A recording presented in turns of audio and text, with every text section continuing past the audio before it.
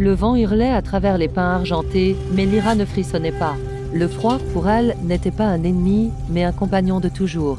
Elle était née de ce paysage de givre et de silence, un être à la croisée des mondes. Ce matin-là, la forêt semblait retenir son souffle. Lyra, avec son épaisse queue de renard arctique et ses oreilles dressées, patrouillait le long du sentier.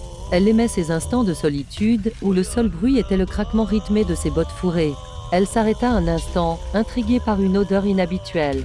Ce n'était ni l'écorce gelée, ni les lièvres.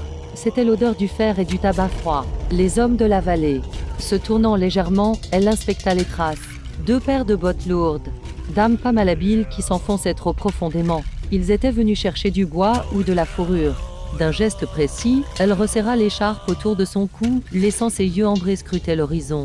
Elle n'avait pas peur d'eux. Elle connaissait chaque recoin de cette forêt mieux qu'eux. Dans sa main gantée, elle serrait une lanière de cuir, une simple sacoche. C'était le lien ténu qu'elle entretenait avec le monde des humains, un monde qu'elle observait de loin.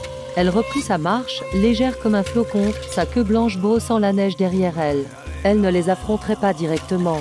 Non, son rôle n'était pas de combattre, mais de veiller. D'un simple sifflement mélodique, à peine plus fort que le murmure du vent, elle alerta une famille de cerfs.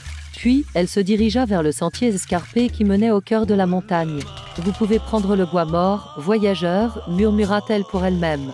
Mais la forêt ne vous donnera que ce qu'elle choisit de céder. Elle savait que si les hommes s'aventuraient trop loin, si l'avidité l'emportait sur le respect, la tempête qui couvait se chargerait de leur rappeler la fragilité de la vie dans ce royaume blanc. Lyra, la gardienne des neiges, continua sa ronde, aussi silencieuse et insaisissable que l'hiver lui-même.